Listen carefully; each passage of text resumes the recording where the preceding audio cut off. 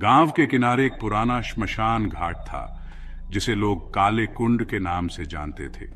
कहते हैं कि इस श्मशान में रात को जाना मौत को बुलावा देने जैसा था। गांव में कई ऐसी कहानियां प्रचलित थीं जहां लोग रात के वक्त श्मशान में गए और कभी वापस नहीं आए।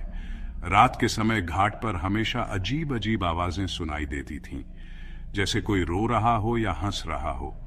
लेकिन किसी ने भी कभी उस जगह के आसपास जाकर यह पता करने की हिम्मत नहीं की कि आखिर वहां होता क्या है। गांव के लोग बताते थे कि वहां एक महिला की आत्मा भटकती है, जिसकी मौत कई साल पहले वहीं एक दुर्घटना में हो गई थी। एक बार गांव के 3 युवक राजू, मोहन और सुरेश श्मशान घाट की सच्चाई जानने के लिए रात में वहां जाने की ठान ली। लोग उन्हें मना करते रहे, लेकिन उन्होंने किसी की नहीं सुनी। उन्होंने सोचा कि ये सब कहानियां मनगढ़ंत हैं और इसमें कोई सच्चाई नहीं है। रात के ठीक 12 बजे तीनों श्मशान घाट पर पहुंचे। वहां का माहौल बेहद डरावना था।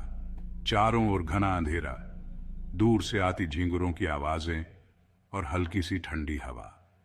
जैसे ही वे अंदर बढ़े, उन्हें वहां कुछ अजीब महसूस हुआ।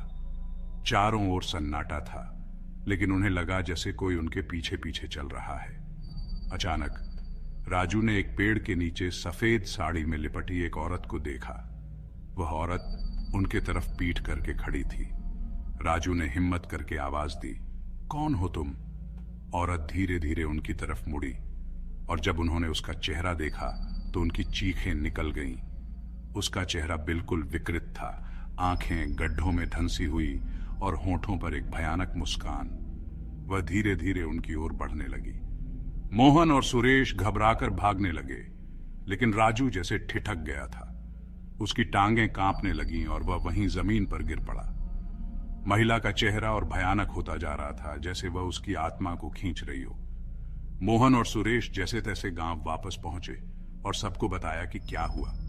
गांव के बड़े बुजुर्गों ने तुरंत श्मशान घाट पर पूजा और हवन करवाया, लेकिन राजू कभी नहीं लौटा।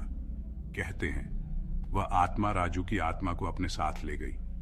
उस दिन के बाद गांव में कोई भी उस श्मशान घाट के पास जाने की हिम्मत नहीं करता। लोग आज भी कहते हैं कि अगर रात के समय वहां कोई जाए तो उसे उस औरत की आवाजें सुनाई देती हैं। राजू की चीखें अब भी श्मशान घाट के अंधेरे में गूंजती हैं।